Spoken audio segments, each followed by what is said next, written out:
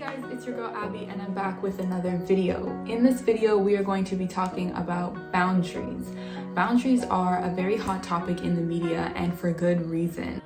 They are insanely important for people who have a tendency to be people pleasers, people who tend to in some way or another lack some confidence or lack self-worth. And these are all things that I have struggled with myself and have come to really use the tool, I guess you could say, of boundaries in my life to maintain my identity. In this video, I'll be talking about my personal experiences and how I use boundaries to maintain my happiness and my joy, and how I think that we can better understand the root of people pleasing and how we can live better with boundaries. So if you are interested in this, continue watching. Don't forget to like, comment, and subscribe for more videos. Let's get into it. So before we get into boundaries, we need to understand what people pleasing is, right? Because a lot of people who struggle with boundaries and putting up boundaries are people who struggle with people pleasing, like myself. So people pleasing is really, in simplest form, is putting other people's needs before your own. Usually it's people pleasers are people who are highly sensitive, right? And so what happens in situations is we are highly sensitive to people's needs. We understand what people need in certain situations. We can, empathize with their emotions and their feelings. And what we try and do is compensate for that. So we make everybody in the room comfortable at the detriment of ourselves. So we focus on the needs of others without looking at our personal needs. And it's the idea of I'm happy if everybody else in the room is happy. And why that can be problematic is because we put ourselves last, right? And although that sounds great, humble ourselves, be selfless. Yes, that is great, but we can't do it in every situation because it chips at our self-identity, our happiness, and us showing up fully in a room, right? When I don't think about myself and my happiness and what fills my cup up, I'm not able to show up in my full self. I'm not able to show up in my full identity. When we are not our true selves, we actually do the room a disservice, right? Because what happens, and I know this sounds really harsh, is what happens is we become slaves to the room. And so no one really gets to see who we are and what we have to bring to the table. We are simply a slave to everyone's needs. And that is not even, it's not as if people ask for that or if there's a need for that. We just kind of fill in that void that we think there is a need for. Okay, let's think of a cup and it's filled with water, right? When we walk into a room, when a people pleaser like myself walks into the room, I want everyone to be happy. And so I'm pouring here. You need, a bit of encouragement. You need someone who is quiet. You need someone who is over the top with energy. And so I fill everyone's need. I'm going around and I'm filling everyone's cup, right? I'm giving everyone what they need to be comfortable and what they need to flourish. But what happens is my cup ends up being emptied because I gave to everyone else, right?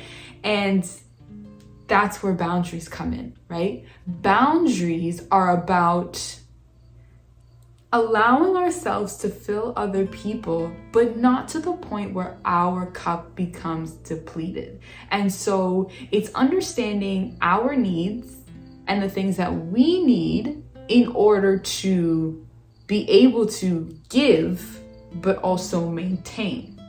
Boundaries are protection. They are protection from putting ourselves last, right?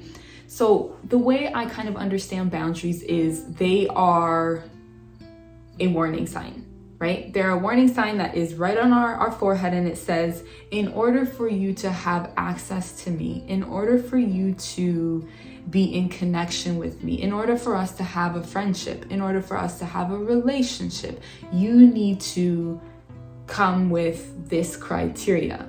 And what is on our criteria is our boundaries. Now, in order to create this list of criteria, we need to understand who we are, right? What we need to flourish, right?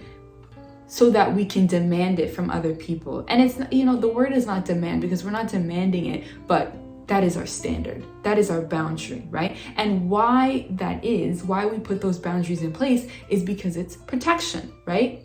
I need you to be kind, because when I'm around people that are not kind, it really chips away at my esteem, right? And yes, we can work on our self-esteem, and yes, we can build up our confidence, but it's about knowing who you are and knowing the things that you need in order to flourish. So yes, let's work on our confidence and let's work on, independently being confident, but at the same time, I know who I am, and I know that I need people to be sensitive and be kind in order for me to show up in my best self and to show up in my confidence. So in this season right now, where I am right now, I'm not a perfect being and I don't have my confidence fully. And so I need to be around people who are kind and who are willing to,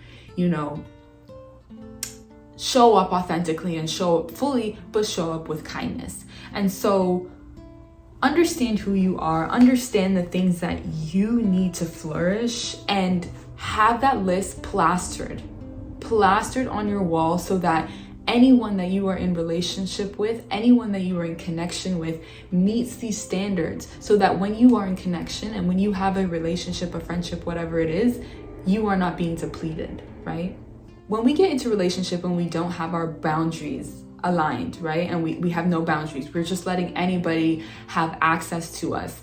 The thing is, when we do that, we open ourselves up for damage, right? Because there are certain people with certain characteristics that are not necessarily bad, but when they're in connection with you, they will damage you. And it's not because they're bad people, it's not because they're evil, it's because you are built a certain way and they are built a certain way. And when you guys come into connection, you are not feeding each other. And especially for people who are people pleasers, we don't necessarily think about what is feeding ourselves, and so we give so much to the other person without even thinking about what we are losing. So it's just being aware of these certain things and understanding what you need in order to thrive and how you can maintain those boundaries. Going through life with more self-awareness and seeing how you connect with people and seeing the things that fill you. So when you're around your close group of friends, say, maybe just be more self-aware of why you leave this group of people feeling alive and confident and,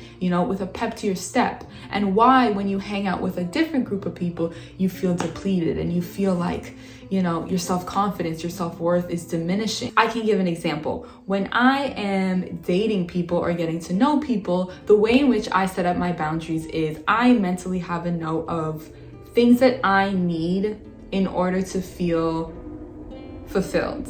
I need people who are intentional.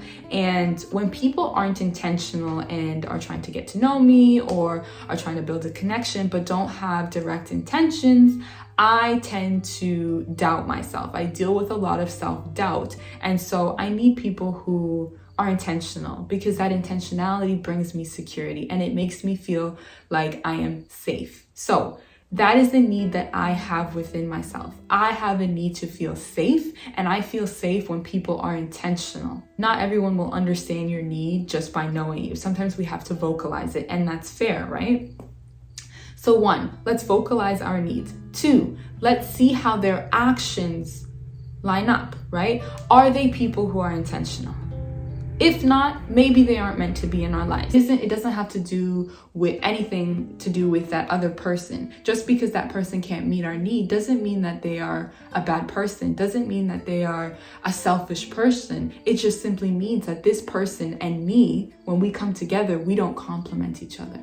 They can't meet my needs, and because my needs are not met, I won't be able to show up in my best self. I won't be able to show up authentically. What will happen if I'm a people pleaser and if I'm highly empathetic is I will actually deplete myself.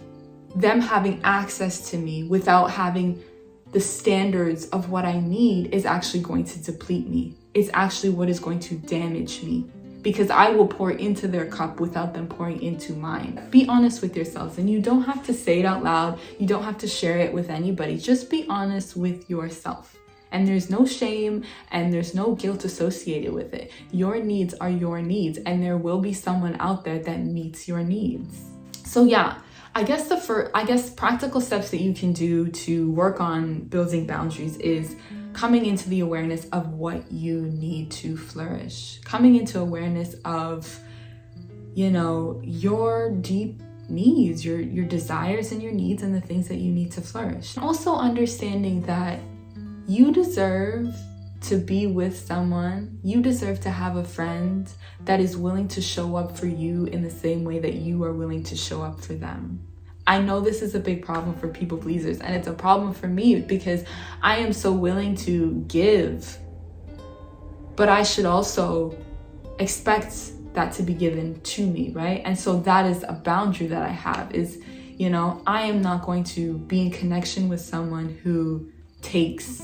I need someone who respects me enough to also pour into me and pour into my needs.